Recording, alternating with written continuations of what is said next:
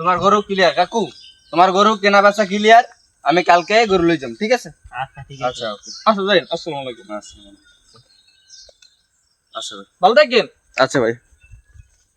এখন কত হইলে যে কি জানে, অনেক গরু আমি কইতে জানি কা, আমি আর সাথে আমি কত কম আলি কাক শুনেন, আমি তো গরু